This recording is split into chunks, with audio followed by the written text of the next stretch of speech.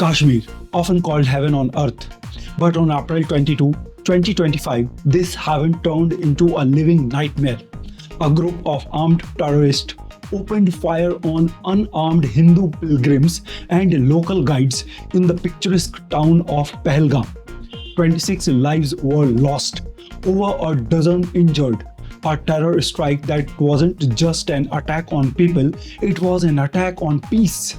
India wasted no time in responding with a firm 5-point strategy, a message loud and clear to those who dare to sponsor terror. New Delhi expelled the Pakistani High Commissioner, severing top-level diplomatic channels. All import-export ties with Pakistan were cut off, choking economic engagement. A bold and strategic move. India paused cooperation on water sharing, using geography as leverage. Troops were deployed closer to the line of control, eyes sharp, fingers on the trigger. A massive sweep across Kashmir led to the arrest of dozens of overground workers linked to terror networks. A message had been sent: India will not remain silent, and it didn't stop there. Pakistan, as expected, denied all involvement, but in a rare televised address, its Prime Minister warned of consequences.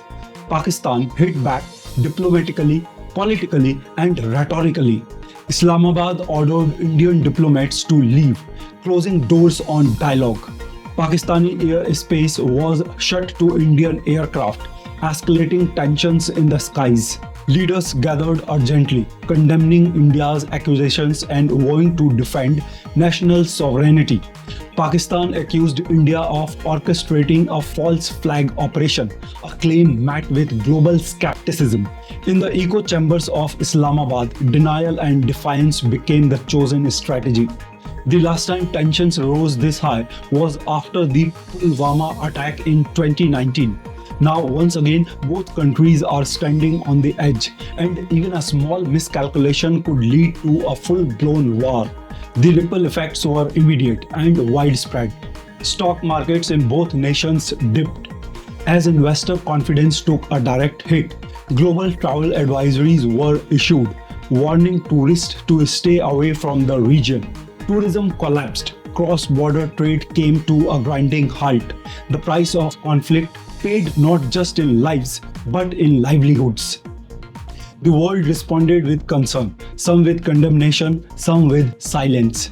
USA condemned the attack, called for restraint. France, UK, Canada offered condolences, stood with India. Russia urged peace but remained diplomatically neutral. China called for regional stability without naming any group. Organization of Islamic Cooperation avoided direct criticism of Pakistan. UN urged both nations to show restraint and protect innocent lives. Both nations have nuclear weapons. Tensions like these don't just impact South Asia, they ripple across the world. Possible future scenarios: escalation into surgical strikes or limited war. Behind the scenes diplomacy from US, UAE or Russia. Global pressure for peace talks and counter-terror alliances. But amid the politics, let's not forget 26 people lost their lives. Tourists who came seeking peace were met with hate. Terror has no religion, no border, no justification. The world must unite not just to condemn such attacks, but to prevent them. If this story moved you, don't forget to like, comment and subscribe.